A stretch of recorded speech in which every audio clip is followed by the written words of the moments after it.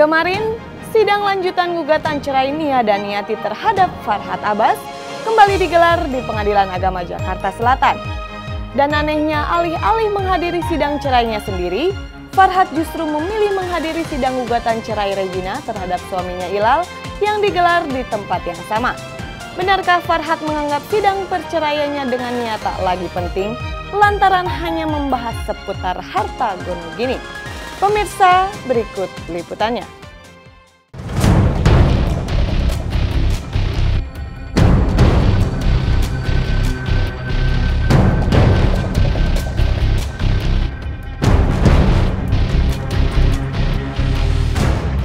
Farhad Abbas, sosok kontroversial ini lagi-lagi bertindak mengejutkan. Alih-alih menghadiri sidang cerainya dengan Nia dan Niati yang digelar di Pengadilan Agama Jakarta Selatan kemarin, Farhad justru lebih memilih menjadi kuasa hukum Regina yang juga menjalani sidang perceraian dengan suaminya Ilal Ferhat di pengadilan yang sama.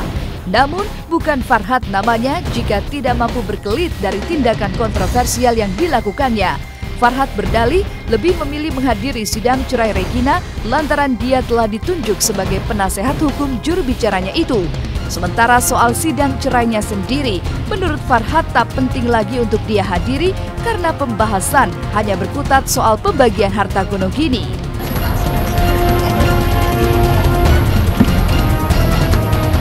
Kalau di kasus saya memberi kuasa kepada orang.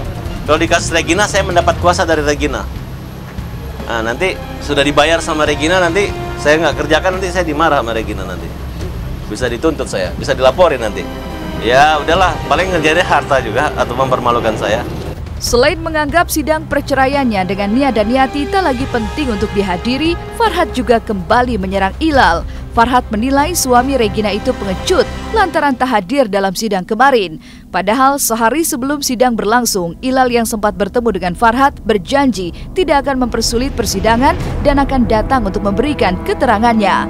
Lantas, jika Farhad menuding Ilal pengecut lantaran tak menghadiri persidangan, bagaimana dengan Farhad sendiri yang juga tak hadir dalam sidang perceraiannya? Bukankah apa yang dilakukan Ilal sama persis dengan apa yang dilakukannya? Ya inilah mungkin bisa dilihat di sini ya, bahwa memang dalam setiap kesempatan Ilal selalu saja berusaha untuk menghalang-halangi semua apapun yang terjadi gitu ya. Padahal tadi malam tuh kita sempat ketemu juga ya, dan dia mengatakan dengan Mas Farhad bahwa dia akan datang, tapi kan kenyataannya dia nggak datang. Ketidakhadiran Ilal hari ini adalah menurut saya pengecut. Dia hanya berani ngomong-ngomong ribut-ribut saja, ya. Dia menutupi fakta. Fakta sebenarnya di pengadilan tadi bahwa ada surat sepakat damai setahun sebelumnya, jauh sebelum terjadi saya dekat dengan Regina. Kira-kira itu. Dan kedua, Ilal menertawakan peradilan ini karena dia menganggap pernikahan dia ini adalah pernikahan bodong dan suratnya bodong.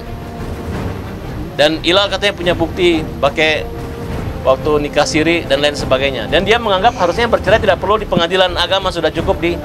Tapi Regina tetap melalui proses ini dan kita buktikan apakah pernikahan itu bodong atau sah. Ya, kalau sah secara agama sudah selesai pada saat dia jatuhkan talak, sedangkan pengadilan nanti pada saat jatuh vonis Pengadilan Agama Jakarta Selatan. Kira-kira seperti itu. Sementara dari sidang perceraian Farhad dan Nia, tim kuasa hukum Nia dan Niati menyerahkan sejumlah barang bukti kepada majelis hakim berupa dokumen kepemilikan harta milik Nia dan Niati serta harta gono gini selama pernikahan Nia dan Farhad. Bukti-bukti ini diserahkan tim kuasa hukum Nia lantaran menilai Farhad telah berulang kali melakukan upaya pengaburan harta milik klien mereka. Menurut tim kuasa hukum Nia, tindakan Farhad yang dengan mudahnya membagi-bagikan harta bersama miliknya dengan Nia kepada sejumlah wanita belakangan diketahui merupakan modus Farhad untuk menikahi wanita-wanita itu secara siri. Yang menurut Farhad Abbas adalah vilanya Nia dan Niati dipindahkan kepada Villa Regina. Itu sebagai barang bukti bahwa dia ada unsur untuk mengaburkan daripada aset-aset yang dimiliki. Seperti dulu dengan ada pernikahan sirinya dengan Ani Muryadi, itu juga dibelikan mobil Mercy, ya. Terus juga kepada Lala siapa itu? Saya lupa lah namanya, Lala itu gitu juga. Jadi, nah ini dengan Regina, dia kasih juga mobil Velfire.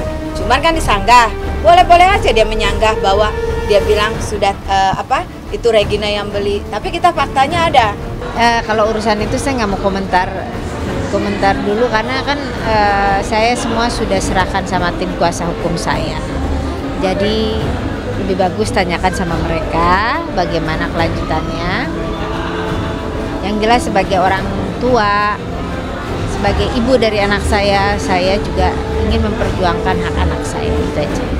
Selain menyerahkan bukti-bukti tentang kepemilikan harta kliennya, tim kuasa hukum Nia juga telah menyerahkan bukti-bukti perselingkuhan antara Farhad dengan Regina. Bukti-bukti berupa foto, SMS, dan sejenisnya itu diserahkan guna dijadikan barang bukti di persidangan. Sementara sejumlah saksi kunci juga telah disiapkan guna memberikan keterangan di hadapan majelis hakim. Dalam bentuk ya yang ada beredar di media juga, dan ada juga berupa SMS di Twitter. Nah, Cica, Ilal, dan Silvi itu menjadi saksi. Karena bukti-bukti sudah kita kasih kepada majelis hakim.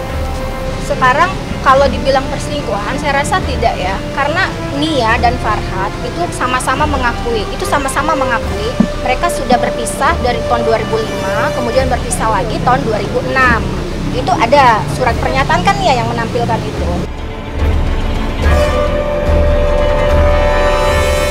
Selain jalannya sidang perceraian Nia Daniati dan Farhad Abbas yang kian memanas, kasus yang melibatkan Guntur Bumi dari hari ke hari juga kian menggelinding bak bola salju.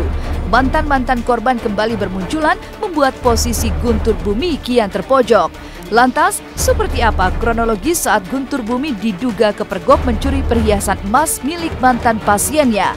Nantikan kisahnya sesaat lagi hanya di Was-Was. Untuk dibolak-balik untuk membuktikan kebenarannya bahwa memang emas itu ada di dalam situ.